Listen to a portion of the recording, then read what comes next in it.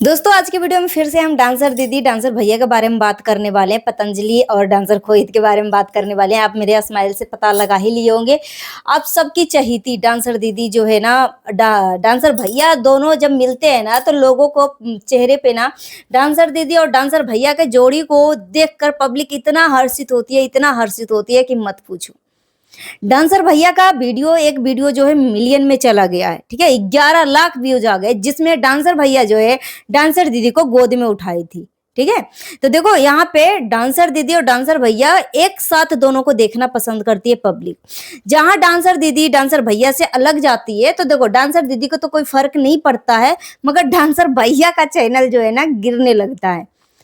ये रियलिटी है। कौन कितने लोग मानते हैं कमेंट करके जरूर बताइएगा कि ये बात सच है। जब डांसर दीदी नहीं थी तो डांसर भैया का आप चैनल पे जाके देखो 50-60 हजार ही व्यूज आ रहे थे शॉर्ट वीडियो में।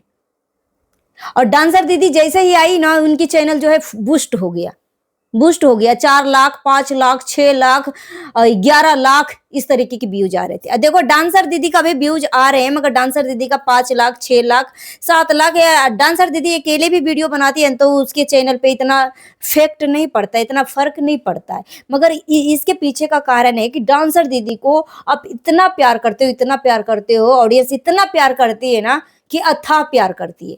मगर इस प्यार का डांसर दीदी अच्छे तरीके से भली भांति उपयोग करे और पब्लिक का रिस्पेक्ट करे कि पब्लिक हमें कितना चाहती है। तो सोच समझ के कुछ भी अगर सोशल मीडिया पे डांसर दीदी कर रही है, क्योंकि डांसर दीदी अब छोटी बच्ची नहीं है, 18 प्लस की हो चुकी है। Hello everyone, welcome back to Aditya and Ajay blog channel. आपसे इसे रिक्वेस्ट है वीडियो को फुल वॉच करने के बाद ही अपना ओपिनियन दीजिएगा। थंबनेल और टाइटल देखकर समझ गए कि मैं किस पर्सन के लिए बात करने वाली हूँ। सो बिना टाइम वेस्ट के चलिए वीडियो शुरू करते हैं। डिटेल में हम बात करते हैं। जितना उसके वीडियो को शेयर करिएगा, हाइप देने का ऑप्शन अवेलेबल है तो हाइप भी दे दीजिएगा। सो आप सभी का बिना टाइम वेस्ट के चलिए वीडियो शुरू करते हैं। डिटेल में हम बात करते हैं। आप सबको पता है कि मैं पब्लिक के लिए काम करती हूँ और पब्लिक का ओपिनियन जानती हूँ, उसके बाद में पब्लिक की बात जो है आप सभी तक पहुंचाती हूँ, ठीक है। और एक उम्मीद के साथ पब्लिक जो है कमेंट करती है, तो हम पब्लिक के वजह से हैं, पब्लिक के लिए काम कर रहे हैं, तो हमारा फर्ज है कि हम ऑडियंस को रिस्पेक्ट दें, ठीक है। मगर यहाँ पे देखो एक मैंने डांसर दीदी का एक वीडियो देखा जिसमें डांसर दीदी बहुत ही अश्लील तरीके से इस तरीके से मुंह में उंगली डाल के फिर इस तरीके से कर रही थी, जो कि बिल्कुल भी अश्लील इशारा है। इसको अश्लील इशारा बोलते। तो यहाँ पे देखो कुछ लोगों ने बोला कि क्या कर दिया, वो तो बच्ची है भाई, बच्ची को मतलब ऐसा मत बोलो, ये कुछ नहीं किया है, वो नादान है, नादानी में इस तरीके की चीजें कर रही है, बच्चे को इस तरीके की कमेंट मत करो, ठीक है। उस वीडियो में था उस तरीके की कमेंट। देखो डांसर दीदी से डांसर भैया से सभी लोग प्यार करते हैं, मगर अगर देखा जाए दोनों के बीच में कंपेयर तो डांसर दीदी को ज्यादा पब्लिक प्यार करती है, ठीक है। अगर देखा जाए तो 90% ऑडियंस जो है डांसर दीदी को सबसे ज्यादा पसंद करती है डांसर भैया के मुकाबले। मगर यहाँ पे देखो दोनों को पसंद कर रहे हो और जो आप देख रहे हो ना उनकी वीडियो, तो आप एक तरीके से एक फैमिली हो, ठीक है। और फैमिली का फर्ज बनता है कि अगर हमारा बच्चा अगर एक अश्लील गाली भी दे देना तो जस्ट नाउ एक पेरेंट्स का, एक माँ बाप का अधिकार होता है, एक गार्जियन का अधिकार होता है कि उस बच्चे को उसी टाइम रोकथाम लगाए, क्योंकि जो गलत करता है ना उस बच्चे को पता नहीं कि हम क्या कर रहे हैं, ठीक है। अगर वो जानती कि इसका मतलब क्या है, भले ही दूसरे को देखा देखी कहीं पे वो देखी होगी, जो कुछ भी किया होगा तो देखा देखी इसने इस तरीके का इशारा कर दिया, ठीक है। मगर अगर ऑडियंस के सामने इस तरीके की चीजें सामने आप सभी के आता है तो ईमानदार ऑडियंस होने के नाते अगर आप चाहते हो कि डांसर दीदी जो है बहुत आगे तक जाए, और अगर वो डांसर दीदी अगर भले अनजान में ही सही, अनजान सही मतलब वो जानबूझ के ऐसे नहीं किया हो, हम मानते हैं, ठीक है। मगर एक माँ बाप का, एक पेरेंट्स होने के नाते एक फर्ज बनता है कि अपने बच्चे को सही गलत में फर्क बताए, ठीक है। तो वो अश्लील इशारा था, तो ऑडियंस का पूरा हक है कि गलती को छुपाए ना, उसको सही गलत में अंतर बताए, ठीक है। ताकि मतलब बहुत बड़ा क्राइम होने से, बहुत बड़ा घटना होने से बच सके और इसका रिस्पेक्ट, क्योंकि देखो 18 प्लस की हो चुकी है, क्योंकि जब इकबाल खान के साथ वो काम करती थी उसी टाइम उसने बोला कि हम 18 साल के हो चुके हैं। 1 साल 2 साल पहले ही उसने बोला था हम 18 साल के हैं। तो भाई जब साल निकल रहे हैं तो 18 साल एक ही जगह तो जमी नहीं रहेगी ना। तो 18 साल से 19 साल हो गई, 19 साल से 19.5 साल की हो चुकी होगी, ठीक है। तो वो 19 साल की, तो वो बच्ची के कैटेगरी में नहीं आ रही है। तो जो भी अश्लील इशारा कर रही है ना, तो उसको बच्चे की गिनती में नहीं लिया जाएगा। बच्चा कब तक होते हैं भाई, मतलब 5 साल के जो बच्चे होते हैं ना, वो बच्चे के कैटेगरी में आते हैं, उनको नहीं पता होता। उसके बाद बच्चा जो है जब 6 क्लास में, यानी 10 साल का 12 साल का बच्चा हो जाता है ना, तो उसको जब छोटा बच्चा होता है ना, तो टीचर जो है इसको पेंसिल से लिखने की इजाजत देती है, ठीक है, कि तुम पेंसिल से लिखो। और एक इरेजर होता है जिससे हम बच्चे जो है गलती करते हैं तो बार बार मिटाते हैं। गलती से कुछ लिखा जाता है, स्पेलिंग मिस्टेक होती है, तो टीचर इजाजत देती है कि उसको मिटा कर सही से लिखो, ठीक है। मगर जब बच्चा जो है 5th क्लास से जब 6 क्लास में जाता है ना, तो बच्चे का हाथ में पेन थमा दिया जाता है। पेन थमाने का मतलब हुआ कि अब गलती जो है, तुम्हारी गलती नहीं मिटेगी, ठीक है। तो सोच समझ के गलती करना। तो इसी तरीके से हमारा फर्ज है कि अगर हम अपने बच्चे को, अगर हम सच में डांसर दीदी को हम एक बच्चे की नजरिया से अपनी बच्ची मानते हैं, या ठीक है, तो हमारा फर्ज है कि सही गलत में हम आईना दिखाएं।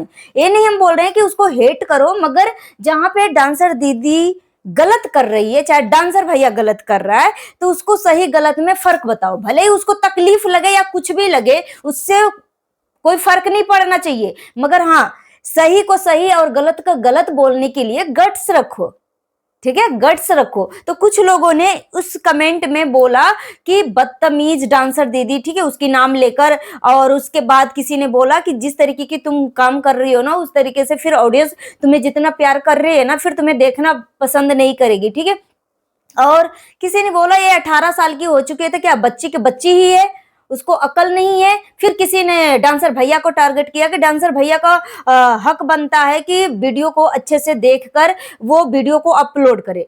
भाई डांसर भैया यही तो चाहता है कि उसके चैनल पे व्यूज आए ज्यादा से ज्यादा क्वांटिटी में। अगर फेसबुक पे डालता है तो उसके चैनल पे ज्यादा व्यूज आए, ज्यादा से ज्यादा क्वांटिटी में इसके चैनल पे एक्टिविटी हो, कमेंट आए, ठीक है। नहीं तो वो तो बच्चा नहीं है ना भाई, वो तो बच्चा नहीं है। तो जानबूझकर देखो, अब इसमें किसका ज्यादा इंसल्ट होगा, जो सामने से अश्लील तरीके से जो चीजें कर रही है उसका ज्यादा इंसल्ट होगा, कि जो अपलोड किया उसका इंसल्ट होगा। अगर देखा जाए तो 90% जो कर रही है उसका ज्यादा इंसल्ट होगा, 10% जो है जो अपलोड किया उसका ज्यादा इंसल्ट होगा, ठीक है। तो अगर सच में आप चाहते हो कि डांसर दीदी बहुत आगे तक जाए, इसका इमेज खराब ना हो, तो उसको सही और गलत में उसको फर्क बताना शुरू करिए, मतलब प्यार करिए, मगर इस तरीके से अंधा होकर उसको मत देखिए कि वो गलती भी कर रही है तो गलती को आप सही कर रहे हो, ठीक है। नहीं तो फिर इसी तरीके की गलती जो है ना, आगे चल के बच्चा बहुत बड़ा क्राइम का शिकार बन जाता है। इसी तरीके का एक क्राइम हुआ है। वो यहाँ पे देखो, बच्ची अगर एक लड़की होती है ना, तो माँ बाप, लड़का हो या लड़की हो, माँ बाप का फर्ज बनता है सही गलत में। अगर बच्चा गलत कर रहा है ना, तो एक माँ बाप का फर्ज बनता है कि उसको सही गलत में अंतर समझाएं। और ज्यादा अगर वो मतलब वो सेल्फिश बन चुकी है या किसी का घर वाले को ज्यादा बात नहीं सुन रही है, तो उसको इसके लिए कड़ाई भी बरते। और अगर चाटा मारने का मौका मिले ना, तो चाटा भी मारे, ठीक है। एक माँ बाप का फर्ज बनता है कि अपने बच्चे को सही गलत में अंतर बताएं। अब देखो भाई, यहाँ पे जो इंदौर के धार जिले का जो घटना सामने आई है कि माँ का इकलौता औलाद है, वो इनका नाम है देव कृष्ण, ठीक है, पुरोहित, और पत्नी का नाम था प्रियंका पुरोहित। अब इसका जो है 17 साल की उम्र में 2015 में शादी हो जाती है। और उसके बाद कम उम्र होने के नाते जो है 2 साल 2.5 साल जो है लड़की जो है अपने मायके में रहती है। उसी दौरान जो है गांव के ही लड़के से इसको प्यार हो जाता है। उस लड़की को, लड़की की तरफ से भी प्रेशर बनता है कि अरे तुम्हारी बेटी को तो शादी हो गई है, फिर बड़ी भी हो गई है, तो अब तो उसको ससुराल भिजवाओ। और लड़के के तरफ से भी बोला जाता है कि बेटे का शादी कर दिया है और इतने सालों से बहू को मायके तरीके में रखा है, सही नहीं होता है। एक शादीशुदा लड़की को और लड़के को अलग करके रखना, तो अपने घर में अगर बहू रहती है ना तो वो सही होता है। मायके में मायके से लेकर आओ, ठीक है। तो टोला पड़ोस समाज के लोगों के कहने के अनुसार जो है अब 2021 में जो है बहू को अपने ससुराल लेके आती है। लड़के की फैमिली जो है अपनी बहू को अपने घर पे लेके आती है। उसके बाद जो है अखिलेश पुरोहित जो है उसका बॉयफ्रेंड होता है, जो ऑलरेडी 2 बच्चे का बाप रहता है। 2 बच्चे का बाप रहता है, उसके प्यार में इस कदर पागल हो जाती है कि मत पूछो, क्योंकि वो उसका कलर जो है गोरा था और उसका पति जो था, प्रियंका का पति जो था वो सांवला था, ठीक है। और वो बिजनेसमैन था, मसाले का बिजनेस था और ये ढाबा चलाता था। जो आशिक था प्रियंका का वो ढाबा चलाता था, 2 बच्चे का बाप भी था। याद रखेगा, 2 बच्चे का बाप। तो यहाँ पे इस कदर वो पागल हो चुकी थी इसके प्यार में, अपने आशिक के प्यार में, कि अपने पति को आए दिन ताना मारती थी कि तुम तो काले हो, हम तो गोरे हैं, हम तुमसे अच्छा पति रिजर्व करते हैं, हम गोरा पति रिजर्व करते हैं, इस तरीके का ताना मारती थी। फिर भी जो देव कृष्ण पुरोहित हैं, प्रियंका का पति, वो समझाते थे कि हमारी शादी हो गई है, अब मतलब ऐसी चीजें मत किया करो। और जब देव कृष्ण पुरोहित को पता चला कि मेरी पत्नी को अफेयर है, एक दिन जो है बात करते हुए प्रियंका जो है पकड़ी गई और देव कृष्ण पकड़ लिए अपने पत्नी को, किससे बात कर रही है। जब मोबाइल हाथ में आता है और उसके बाद व्हाट्सएप चेक किया जाता है तो इसमें अश्लील तरीके का मतलब बातें की जाती है। तो उससे पहले जो है देव कृष्ण पुरोहित की बहन ने पकड़ लेती है, क्योंकि बहन जो है पोछा मारती है वो बाहर में आकर, और उसको लगता है, प्रियंका को लगता है कि कोई नहीं है, और उसका आशिक जो है आए दिन उसके पास आकर मिलने के लिए आते रहता था, ठीक है। तो वो खिड़की पे आ जाती है और प्रियंका को लगता है कि कोई नहीं है। अब एक तरफ मतलब वो बातें कर रही है और यहाँ पे पोछा लगा रही है, ठीक है, ननद जो है पोछा लगा रही है। अब ननद जो अपनी आंखों देखी सब कुछ देख लिया। माँ एक विडो औरत होती है, लड़के का जो माँ है देव कृष्ण पुरोहित एक विडो औरत होती है और एक ही औलाद होता है, एक बेटी एक बेटा होता है, ठीक है। और बेटी उम्र में छोटी होती है, अभी शादी उसकी नहीं हुई थी और बेटा को शादी हो गई थी। अब यहाँ पे पहले ननद जो है अपनी भाभी को पकड़ लिया। अब उसको लगा कि मेरी ननद सब कुछ जान चुकी है कि मेरा अफेयर किसी से चल रहा है। उसके बाद पति को भी पता चल गया। पति को पता चला तो वो प्रियंका जो थी ना, अपने पति को सीने पे चढ़ के कॉलर पकड़ के और उसको गले दबाने की कोशिश कर रही थी, ठीक है। उसके बाद सास और ननद आती है तो बोलती है कि तो मजाक में था, गुस्से में ऐसे कर दिया, आज के बाद से ऐसा नहीं करूंगी, ठीक है। मतलब कोशिश कर रही थी जान से खत्म करने की। तो उस दिन वीडियो भी रिकॉर्डिंग हुई, ठीक है। जो ननद थी चुप्पा चोरी जो है वीडियो भी रिकॉर्डिंग कर रही थी।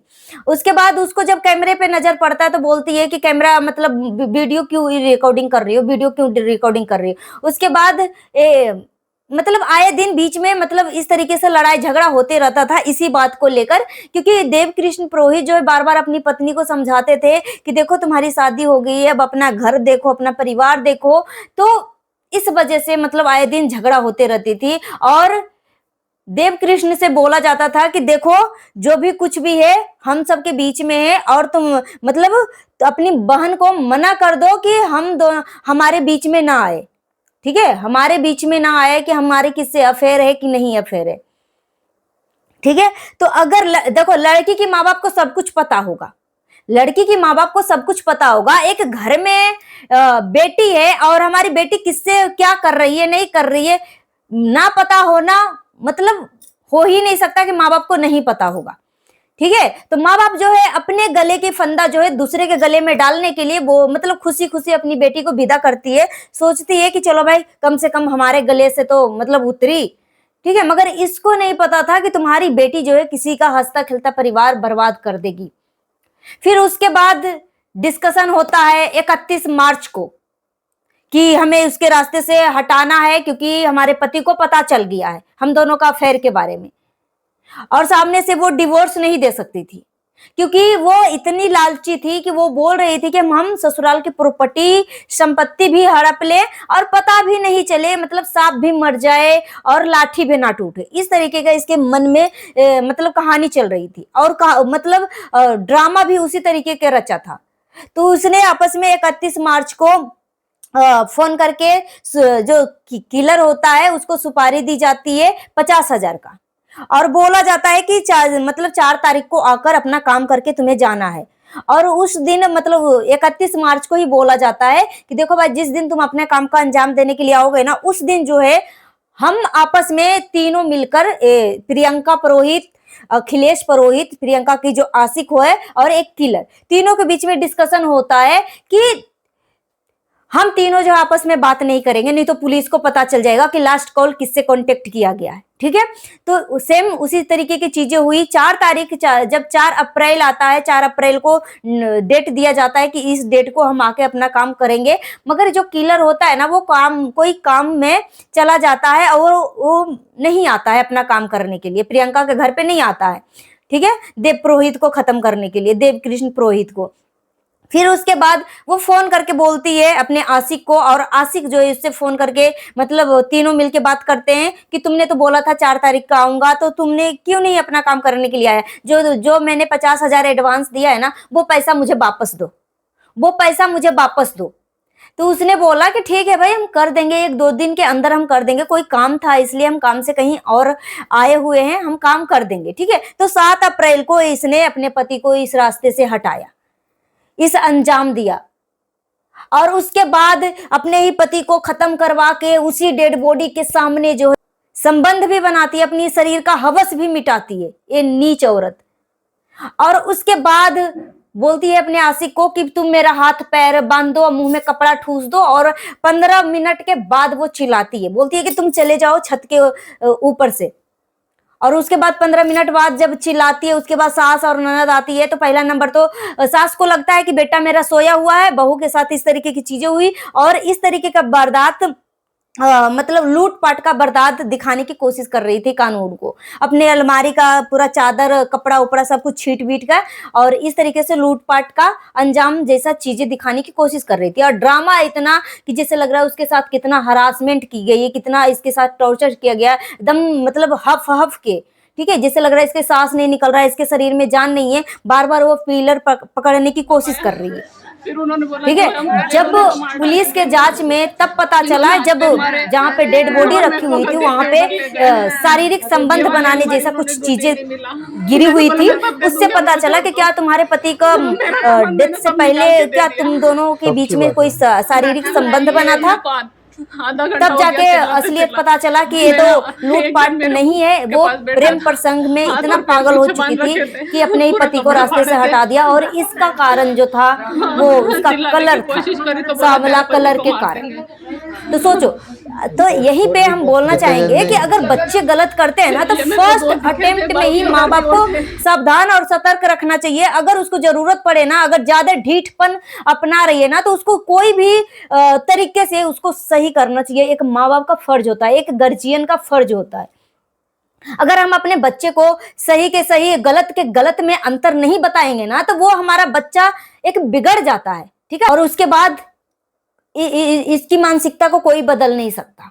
इसलिए बच्चा अगर गलती करता है ना, तो जब आपको लगे कि मेरा बच्चा गलत कर रहा है, क्योंकि देखो एक माँ बाप में जब छोटा बच्चा होता है ना, और बच्चे को नहीं पता होता कि मैं मुंह से क्या निकाल रहा हूँ, तो छोटा बच्चा जो है ना गाली दे देता है, देखा देखी किसी को कहीं से सीख लेता है। तो माँ बाप का फर्ज बनता है कि अगर बच्चा अगर एक बार आपको गाली दिया है ना, उसी टाइम उसको सबक सिखाओ कि बेटा एक गंदी चीज है, और उसको उसी टाइम सही गलत में फर्क बताओ। और यहाँ पे मैं बोलना चाहूंगी कि अगर आप डांसर दीदी से प्यार करते हो ना, तो उसको सही गलत में फर्क बताओ।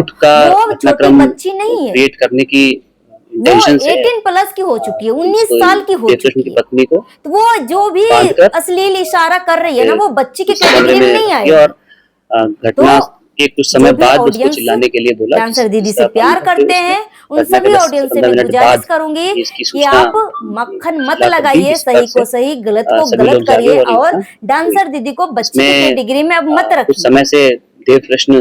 आई होप आपको आज की वीडियो पसंद आई होगी। जितना हो सके वीडियो को शेयर करिएगा। हाइप देने का ऑप्शन अवेलेबल है तो हाइप भी दे दीजिएगा। अगर मेरी बातों से किसी को तकलीफ पहुंची है तो प्लीज तकलीफ लगने वाली बात भी हमें कमेंट करके जरूर बताइएगा। Thank you.